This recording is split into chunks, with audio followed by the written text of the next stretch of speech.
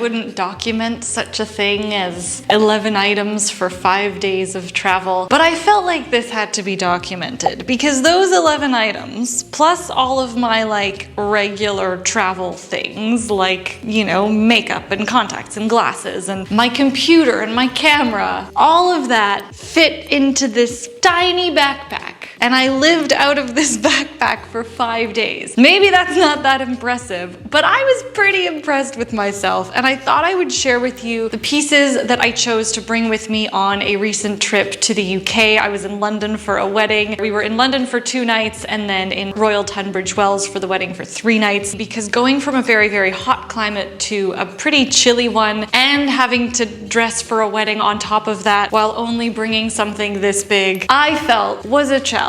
So let's get into it. I shared a lot of my daily looks and my adventures from this trip over on IG, so if you don't follow me there, I will leave a link for you in the description box. But you can also find me at my live Shop Your Closet studio, where we take 2 people whose closets we shop and we dive deeper into elements of style and how you can use them to decouple personal style and consumption. It's on November 5th at 1 p.m. The theme that we're working on is finding your 3 words and using them to shop your closet. I hope you can come. I'll leave all of the details in the description box for that as well. Thanks to the fabulous people at EasyJet, the only ticket that was available left for me was either to check my luggage, which didn't make any sense for a 5-day trip. I was able to wear a lot of the stuff on the plane, but I'll just give you a rundown of the 11 items that I brought with me. A trench coat, my blazer, my Power of My People tee, my Power of My People white long sleeve button-up, my cotton cabled Easto sweater, my merino long sleeve shirt, my straight leg jeans, my wide leg trousers. Those are what I wore to the wedding. I brought my black and white flats and then a pair of sneakers. Is that 11 things? Hang on. That's only 10 actually. There, 10. Such a nice round number. Other little accoutrements that I brought were my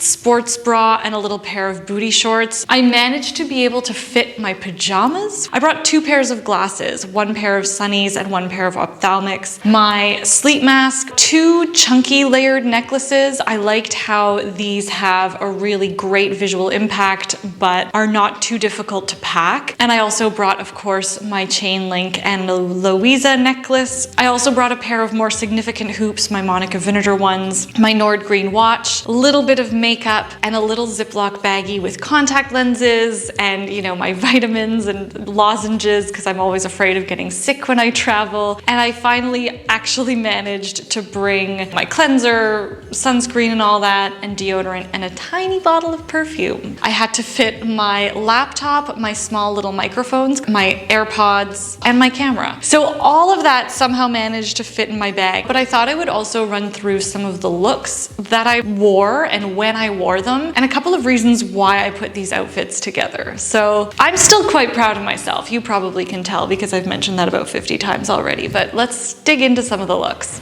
Okay, so this is the base of my airport look. The jeans, sneakers. I actually managed to get away with wearing a belt on the plane. Security didn't ding me for it, so yay. I wore 2 layers here, the t-shirt and the sweater, and I wore my Ana Luisa earrings because they are comfortable and chic, but they're still light enough to work for the airplane. Like, they don't feel like too much, but they still make you feel human after travel, so that was good. I wore my extra little rings and my watch, and again, I was able to get through security pretty easily, so that was really good. So tried to put as much on my person as possible. It was 32 degrees when I left Italy. I was not wearing my blazer or my trench coat, but I just carried them in my hands like this. And a little trick that I did was I carried this tote. This trench coat has super deep pockets. So I folded up this tote and put it in my trench coat in case I did need like an extra bag. So literally, this is what I looked like going to the airport. And once I got to the UK, because it was significantly colder, it was about 17 degrees when I landed, I threw these on. So I'm gonna do that. So here we are, the whole ensemble. And it's actually pretty great. I still have mobility of my arms. And my backpack was pretty stuffed, but I was still able to wear it on my person. This trench coat is a little bit oversized. It's perfect. It's got a lining in it. It is a vintage London fog, and I found it in Croatia. So this was really good to have for this trip. I know that a lot of this little travel capsule is completely devoid of color, but I worried that I didn't even have room for my Gucci scarf, and I figured if I couldn't pack it and zip it up nice and secure in my bag, I didn't want to have to tie it onto my bag and risk it falling off and losing it, so I just decided to keep it at home. And I realized I did not bring a purse. What I did bring though was this money pouch. So it kind of carried everything, and I knew that I would be wearing my trench coat most days, which I ended up doing, and it actually has a really fantastic deep and large inner pocket that I just popped my little thing in here. Look at this, like this was such a good find in Croatia. I also wore this outfit the day before the wedding because we went over to our friend's home. That's where the wedding was located because they live in the countryside. It was so beautiful. But we ended up going the day before to help with like the marquee and the venue and all of the fun stuff that you do the day before a wedding. This was a really practical outfit for that because I did get hot. I ended up taking the sweater off. I did just swap out my earrings for something a little bit more substantial just to make this outfit feel a bit different. Another look that I wore was this one for just going to the nearby village where our Airbnb was. We could walk there, which was really good. It was very cute, very picturesque. So something I could have done was just worn this open, maybe cuffed the sleeves a little, something like this. It was, like I said, pretty chilly, like this merino shirt. I will never go anywhere that is semi-chilly without it. This would have been a really interesting and fine look, but the open shirt is not as much my vibe. Like I like things to feel maybe a little bit more put together. Like I know one of my 3 words is undone, but this is maybe a bit too sporty. So to give it still that kind of interesting dramatic contrast, to make it still feel like a different outfit and not just like I'm wearing a button-up shirt layered over a merino sweater, like I really wanted to make the layers feel intentional and maybe a little bit more dramatic rather than just like I'm cold, I'm gonna wear 500 things. So I kept it open all the way down, the buttons just like this. So it felt a little bit more like an interesting outfit. Kept the belt on, and of course, I don't think I ever went anywhere without the trench coat. This is another really easy look that I think I wore at least once. So I think this is such a good one. I would just make sure to do like the whole rolling up the sleeves a little bit to make it feel, again, a little bit more intentional, a little bit more personal and more styled. And the good thing about having this nice merino shirt underneath and the blazer is that because of the texture of the merino, it's a little bit rougher. You don't need to worry about the sleeves falling down too much because the texture actually causes a little bit of friction and the blazer sleeves stay up really well. I also made sure to keep this necklace out so that it kind of mimics the V created by the blazer, and then it makes the layering of the other necklaces feel a little bit more intentional. A combo which I didn't wear but which I kept in my back pocket just in case I needed was this one here. It feels very casual, like that's what you get when you layer a long sleeve tee under a short one, but I figured it still looks put together as long as I keep the belt with it. It would probably actually look really interesting if I wore the flats. So this makes it feel a little bit more like, ooh, I put a lot of thought into this outfit. And then of course, you could do blazer or trench. This is another really easy look. I don't think I ever actually wore it when I was away. Simple long sleeve tee, even if it's like a technical merino, I think it's just so good. You can't go wrong with it. I would most likely add a belt. There, this is super easy. I love the way this looks. Yes, it's pretty classic, but when you're traveling and you're only gone for a few days, I think it's great. The classic. I wear this all the time, even when I'm not traveling on a very limited wardrobe. I don't know, this outfit, you've probably seen it a bajillion times on this channel, so I'm not gonna talk too much about it, but it was actually warm enough for me to wear this. I think I might have worn it with sneakers though. Let me show you how I wore it with my sneakers and made it feel a little bit more dressed down. So here we go. Another look with the sweater, but with the button-up layered underneath. So I just kind of left the button-up shirt. I did like a half front tuck on the button-up shirt and the sweater just kind of leaving them a little bit like this, and then I left the back out. This Power of My People shirt isn't super long, so it's really good for these kinds of like wonky tucking situations where you don't want to have too much volume. They're really an excellent length for this. And you know, I would layer this on top, maybe, probably, because I'm cold all the time. That is the beauty of a trench coat that is a little bit extra large. This also feels a little collegial with like the crew neck sweater and the earrings. It needs a little bit of a shake up. I think I would go for the more playful earrings here.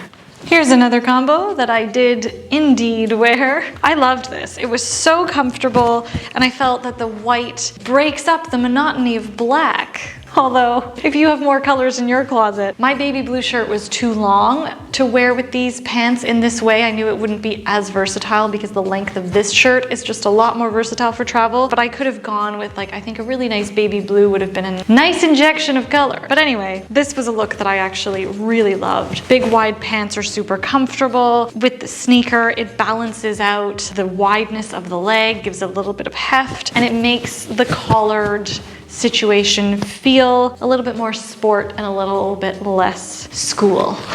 This was my plan B wedding outfit in case my bustier didn't make it over with my mom. I'm gonna show you my wedding outfit. I was able to film some footage. I refilmed it the next morning because I realized we didn't take any photos or video or anything. We just were so busy having too much fun. But this was the plan B, my Power of My People shirt wrapped. Now, because this is a relatively tight, like it's a good elastic waistband, so it would have stayed, but had I had to have worn it through the entire evening, I would have taken a little safety pin and just secured the two fabrics, because this is a really thick, solid cotton, and these are actually synthetic, these pants, so there wouldn't have been any damage to either of the materials. Something else I could have done, not for the wedding, but just for an evening out, would be something just like this, the little front tuck. I could add my belt here to add a little bit of shine, but as there are no loops on these pants, I don't want to have to worry about fiddling with it too much, and because I don't have a sweater to kind of give it that weight and that texture to kind of stay, I find when you wear a belt with these pants, it needs something a little heavier on top so that it actually stays put. No big watch. I tend not to wear big watches for evening events. And I also learned that you shouldn't wear black to a wedding,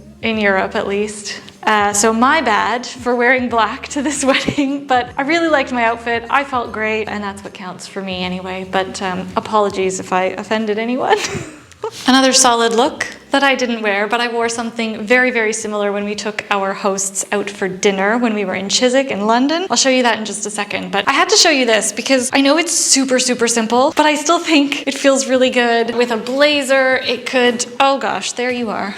It could feel a little bit more dressy. It feels a little bit more streamlined. One thing when I put this look together really makes me wish I had brought at least my Gucci scarf for like that little pop of something color, you know, like throw me a bone color kind of thing. This is something I actually did wear on the evening where we went out for dinner. Didn't add my belt. I really liked the kind of nonchalance of just the black knit with the pants. And that's one of the reasons why I chose this knit, my Easto cotton with like a really subtle cable knit detail, was the texture. So the merino was great. It had the V-neck detail and a navy, which would have given me a bit of that color contrast. But all that to say, I thought I really wanted to go for the texture play.